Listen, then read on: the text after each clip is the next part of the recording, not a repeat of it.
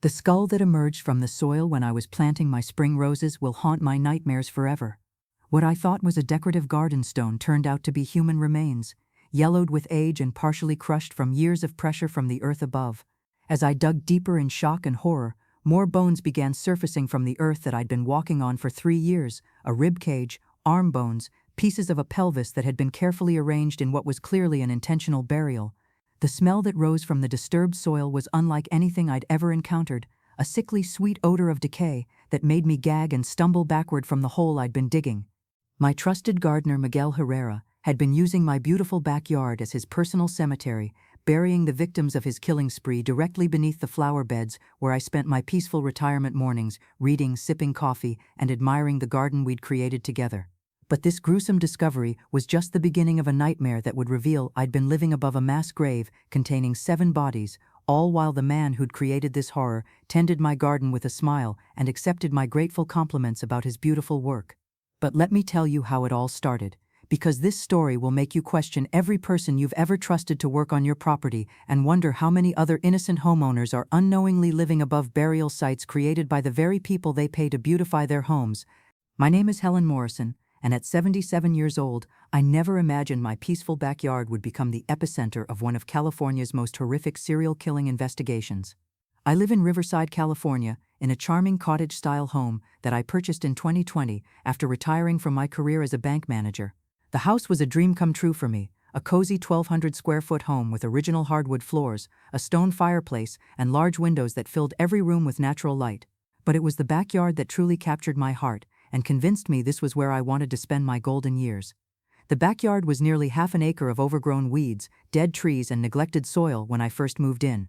The previous owners had been an elderly couple who'd lived in the house for 40 years, but had been unable to maintain the outdoor spaces during their final years due to health problems. What I saw wasn't the chaos of neglect, it was potential for something beautiful, a blank canvas where I could create the garden I dreamed about throughout my working years. I envisioned creating a spectacular garden with multiple rose beds featuring heirloom varieties, raised vegetable plots where I could grow my own tomatoes and herbs, fruit trees that would provide fresh peaches and apples, and winding walking paths where I could spend my golden years surrounded by the beauty of nature. I'd spent decades managing other people's money and schedules, and the idea of nurturing something beautiful and natural felt like the perfect way to spend my retirement.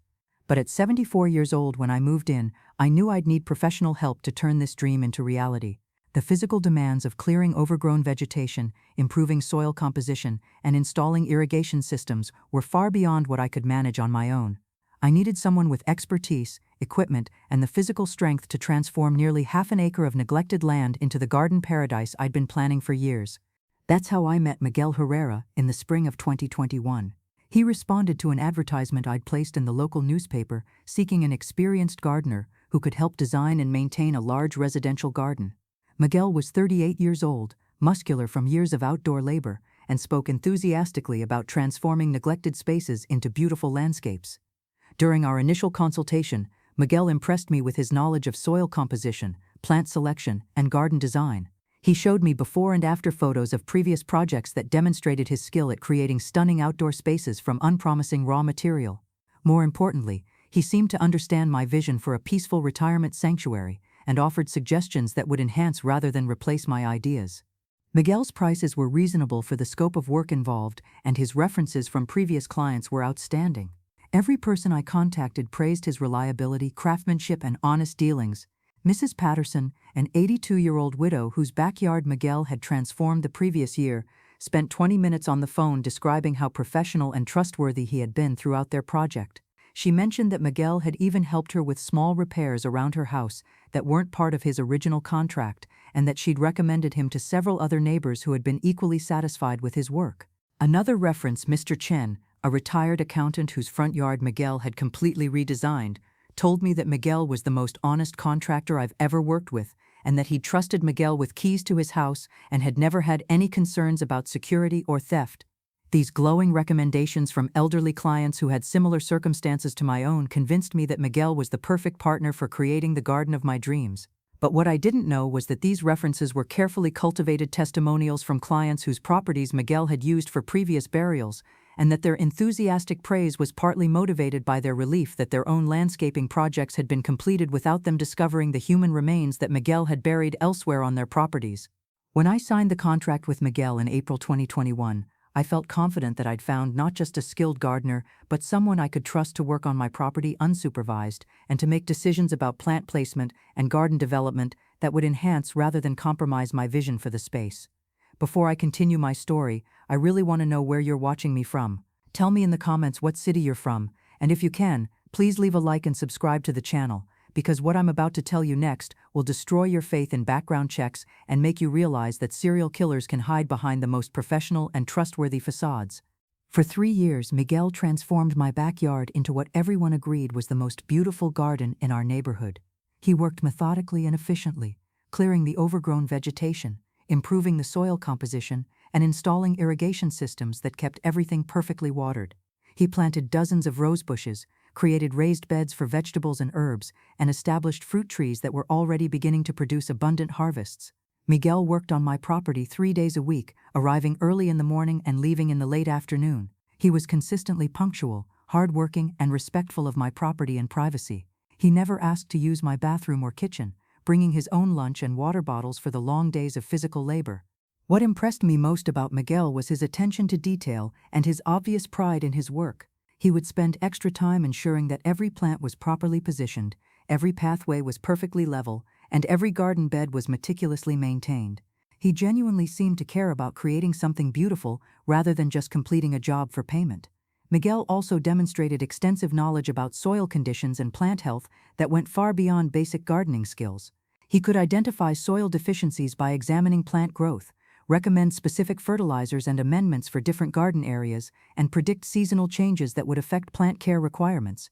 But what I didn't know was that Miguel's expertise with soil composition came from years of experience burying human bodies and understanding how decomposition affects earth chemistry and plant growth.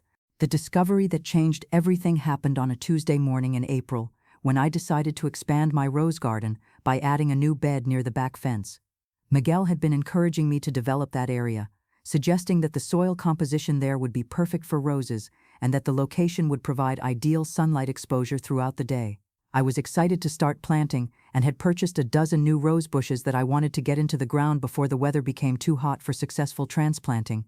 Since Miguel wasn't scheduled to work that day, I decided to begin the digging myself, planning to surprise him with my progress when he returned later in the week. The soil in that area was surprisingly soft and easy to dig, which I attributed to Miguel's excellent soil preparation work over the past 3 years.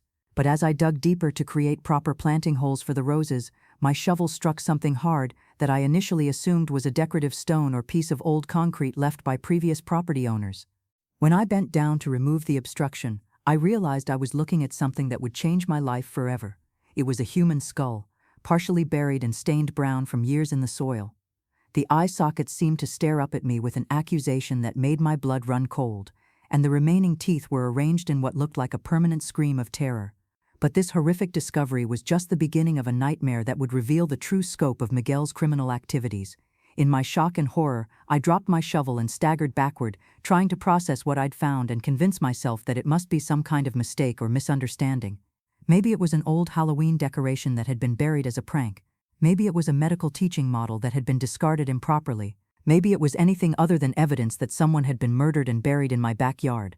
But when I forced myself to look more carefully at what I'd uncovered, there was no doubt that I was looking at genuine human remains. The skull was attached to a complete skeleton that had been buried in what appeared to be a shallow grave about 4 feet below the surface.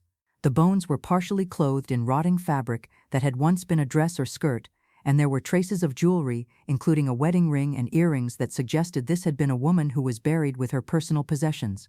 But what made this discovery even more horrifying was the realization that Miguel had specifically encouraged me to plant roses in this exact location, knowing that I would eventually discover these remains if I dug deep enough. Little did I know that Miguel had been using my property as a burial ground for multiple victims, and that my innocent gardening project had led me to uncover just one body in what would prove to be a much larger crime scene. Still shaking from my discovery, I carefully filled in the hole and called the police to report what I'd found. Within an hour, my peaceful backyard was swarming with detectives, forensic specialists, and crime scene investigators who began the systematic process of determining whether I'd discovered an isolated burial or evidence of more extensive criminal activity. Detective Sarah Chen, who was assigned to lead the investigation, immediately suspected that my discovery might be connected to other missing persons cases that had been reported in Riverside County over the past several years. She explained that serial killers often used the same burial locations repeatedly, especially when they had reliable access to private property where they could work without observation. Using ground-penetrating radar and other advanced detection equipment, the forensic team began scanning my entire backyard to identify any other areas where soil disturbance might indicate additional graves. What they found was far worse than anyone had imagined. The radar detected 6 more anomalies in the soil that were consistent with human burial sites. My beautiful garden, which I'd thought was my peaceful retirement sanctuary, was actually a cemetery containing at least 7 bodies that had been buried over a period of several years. But what the investigation would reveal about Miguel's background and criminal history would explain how he'd been able to commit these murders without detection while maintaining his reputation as a trusted and reliable gardener. Detective Chen's investigation into Miguel Herrera revealed that he wasn't just a gardener with a criminal hobby. He was a serial killer who had been using his landscaping business as cover for a systematic campaign of murder that had been ongoing for over a decade. Miguel's real name was Carlos Miguel Santos, and he had convictions for assault and burglary in Mexico before entering the United States illegally in 2010. He'd been using false identification documents to obtain landscaping jobs throughout Southern California, specifically targeting elderly clients who lived alone and had large properties where bodies could be buried without detection. The investigation revealed that Miguel had been killing his victims in various locations throughout Riverside and San Bernardino counties, then transporting their bodies to properties where he had regular access as a landscaping contractor. My backyard was just one of several burial sites he'd been using to dispose of his victims. But most disturbing, the forensic evidence suggested that Miguel had been killing people specifically to bury them in my garden, using my property as his personal dumping ground while I remained completely unaware of the horror occurring just outside my kitchen window. DNA analysis of the remains found in my backyard identified the victims as 7 women, ranging in age from 23 to 68 years old. All had been reported missing over the past 4 years, and all had disappeared under circumstances that suggested they had been targeted by someone who knew their routines and vulnerabilities. The first victim was Maria Gonzalez, a 45-year-old house cleaner who had disappeared in March 2021, just 1 month after Miguel began working on my garden. She had been strangled and buried beneath what became my herb garden, where I'd been growing basil and tomatoes for 3 years without knowing I was walking over her grave. The second victim was Jennifer Walsh, a 32-year-old real estate agent who had vanished in June 2021 while showing properties to potential buyers. She had been buried under my rose garden, where I'd spent countless peaceful mornings tending the flowers that were growing from soil enriched by her decomposing body. But what made Miguel's crimes even more horrific was the evidence that he had been methodically selecting victims who fit specific criteria that made them ideal candidates for murder and burial in residential gardens. Miguel had been targeting women who lived alone, had irregular work schedules that made their disappearances less likely to be noticed immediately, and had limited family connections that might lead to intensive police investigations. He'd been studying his potential victims for weeks or months before attacking them, learning their routines and identifying optimal times and locations for abduction. The investigation also revealed that Miguel had been using his access to clients' properties to identify additional burial sites and potential victims. He'd been gathering personal information about elderly homeowners, their family situations, and their property layouts to determine which locations would be suitable for disposing of bodies. But most chilling, forensic evidence suggested that Miguel had been killing his victims in a specially equipped van that he used for his landscaping business, then transporting their bodies to burial sites during his normal work hours when his presence at various properties wouldn't attract attention. Miguel's van was essentially a mobile torture and murder chamber that allowed him to kill people anywhere in Southern California, then dispose of their bodies at locations where he had legitimate reasons to be digging and moving soil. If this story is shocking you, hit that subscribe button, because what the investigation revealed about Miguel's network of accomplices and additional burial sites will make you question how many other serial killers are hiding behind legitimate businesses. As the investigation expanded, law enforcement discovered that Miguel hadn't been working alone in his killing spree. He was part of a criminal network that included several other landscaping contractors who had been using their access to private properties to commit murders and dispose of bodies throughout Southern California. The network included Roberto Martinez, a pool maintenance contractor who had been drowning victims and then burying their bodies in clients' backyards during routine service calls. Francisco Rivera, a tree trimming specialist who had been killing homeowners and burying them beneath newly planted trees that he installed as part of his landscaping services. Most disturbing, the network included Elena Santos, Miguel's wife, who worked as a house cleaner and had been identifying potential victims by gathering personal information about clients during her cleaning visits. Elena had been providing Miguel with detailed intelligence about homeowners' schedules, security systems, and family situations that allowed him to select optimal targets for murder. The criminal network had been operating for over 8 years, systematically targeting elderly and isolated residents throughout Riverside, San Bernardino, and Orange counties.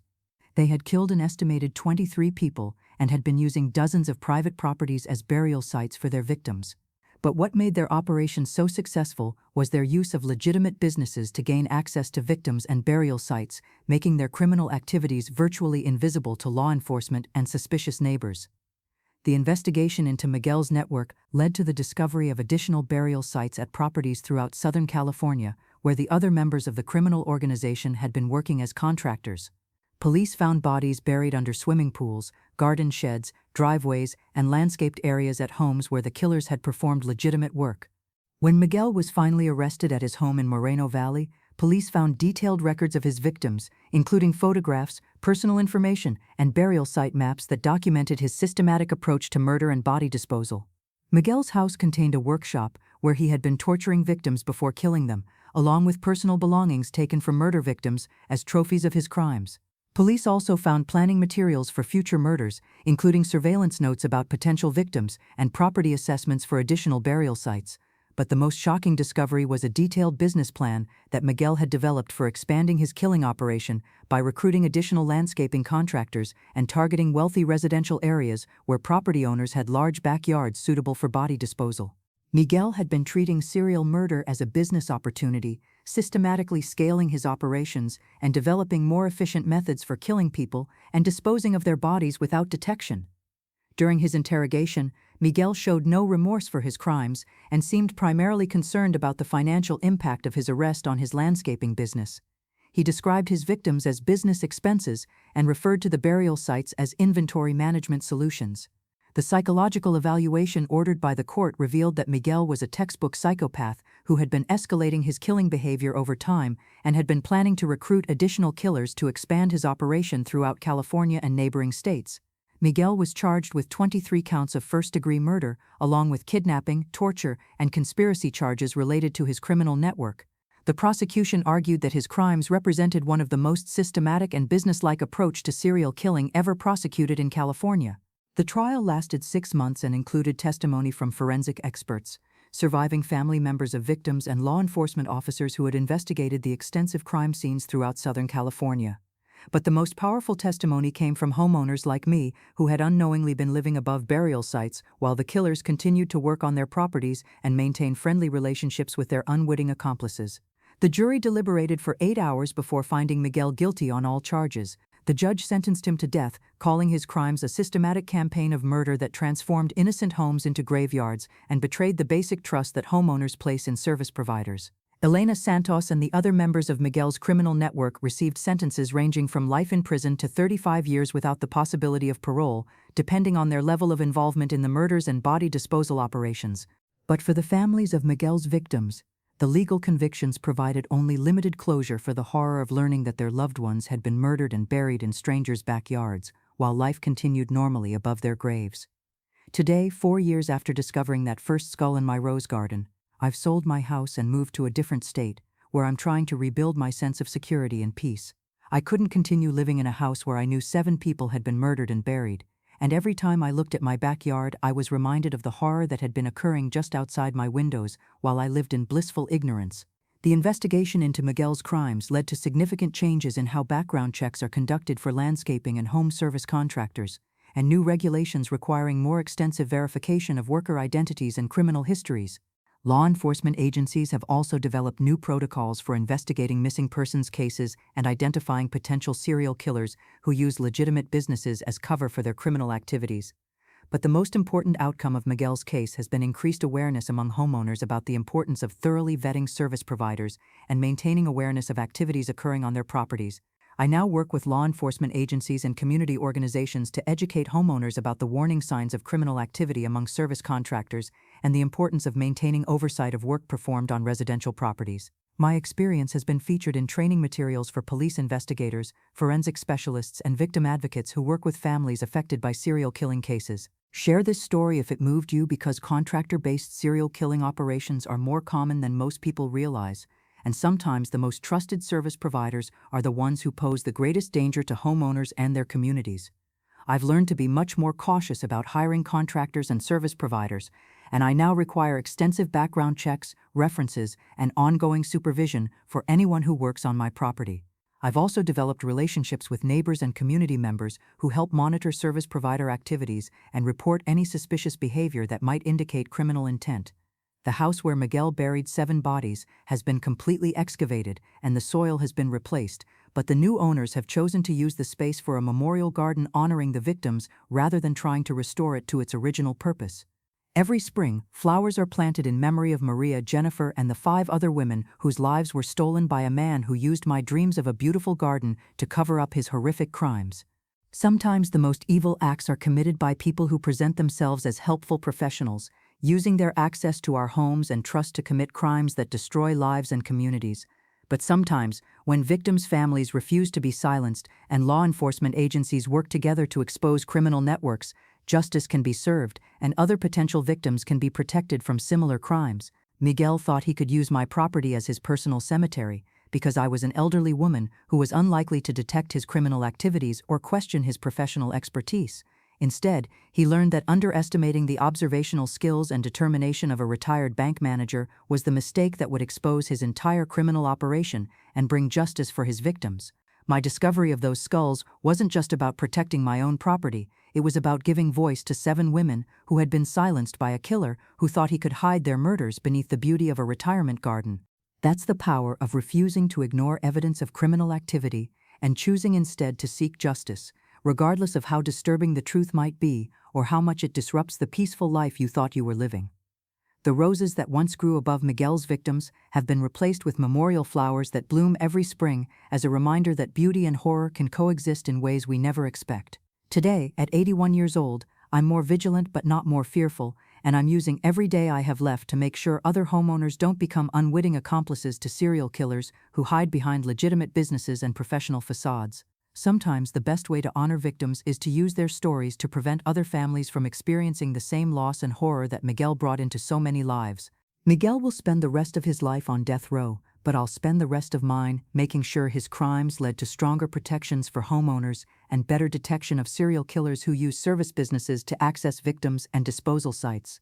The skull that emerged from my rose garden saved other lives by exposing a killer who would have continued murdering if I hadn't had the courage to report what I found and demand a thorough investigation. That's the responsibility we all have when we encounter evidence of criminal activity, to speak up for victims who can no longer speak for themselves and to protect potential future victims from predators who count on our silence and inaction.